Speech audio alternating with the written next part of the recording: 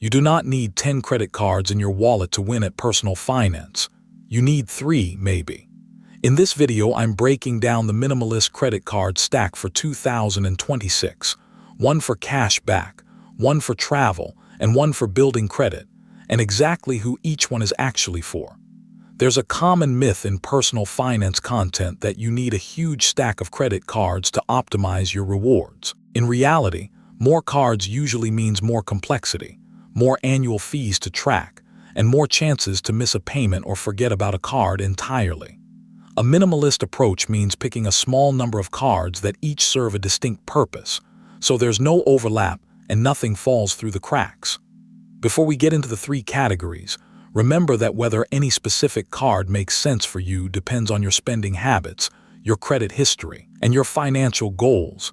This is general education, not a personalized recommendation. The first card in the stack is a straightforward cashback card, ideally one with no annual fee and a simple flat rate or a few bonus categories that match your actual spending, like groceries or gas. The goal here is simplicity. You use this card for the bulk of your everyday purchases, you pay it off in full, and the cash back acts like a small automatic discount on life. This card is for anyone who wants rewards without needing to think about points valuations or transfer partners. If you only ever get one credit card in your life, a card like this is usually the safest, easiest starting point. This card type is best for people who want rewards on autopilot, don't want to manage multiple redemption systems, and value simplicity over squeezing out every last percentage point of value.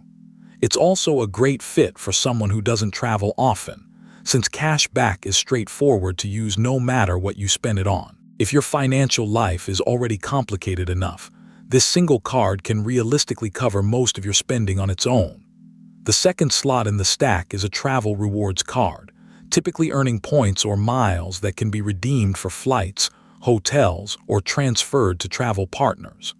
These cards often come with an annual fee, so they only make sense once you're spending enough and traveling enough to get value that outweighs that cost. Many travel cards also come with useful perks like travel protections or lounge access, which can add real value for frequent travelers beyond just the points themselves.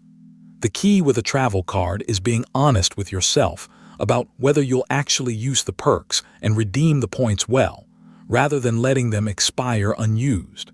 This card is a good fit for people who travel with some regularity, who are willing to spend a bit of time learning how to redeem points for good value, and who can justify an annual fee through the perks and travel credits they'll actually use. If you rarely fly or take trips, a travel card may just be an annual fee with little upside, and you might be better served sticking with straightforward cash back instead.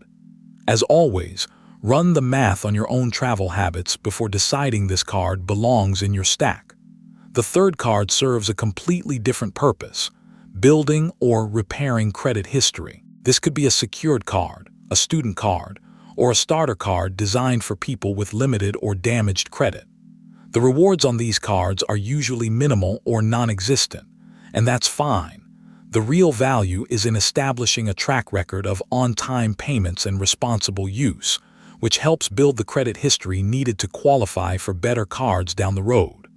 This card is for anyone early in their credit journey, recovering from past credit issues, or helping a family member establish credit for the first time. If you're new to credit, coming back from a rough financial stretch, or simply don't have enough history for lenders to feel confident approving you for rewards cards, this is the card that unlocks everything else in the stack. It's not glamorous, but it's foundational.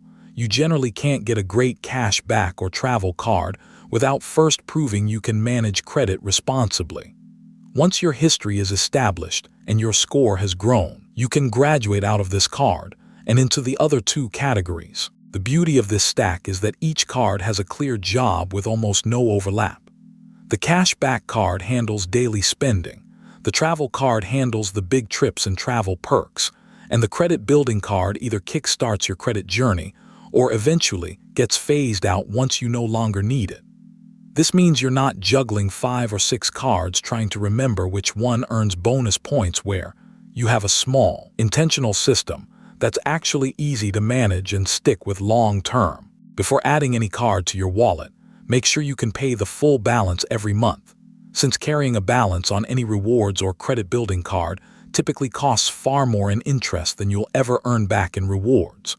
Also consider how new applications can affect your credit in the short term, and think about whether an annual fee truly pencils out based on your real spending and usage, not just what sounds appealing in an ad. This video is educational, not personalized advice, so weigh your own credit profile and goals before applying for anything. That's the minimalist credit card stack. One for everyday cash back, one for travel, and one for building credit. 3 cards, 3 clear jobs, and a lot less complexity than most rewards optimization content will have you believe. If you found this helpful, subscribe for more clear, no-hype personal finance breakdowns, and let us know in the comments which of these 3 cards is currently missing from your wallet.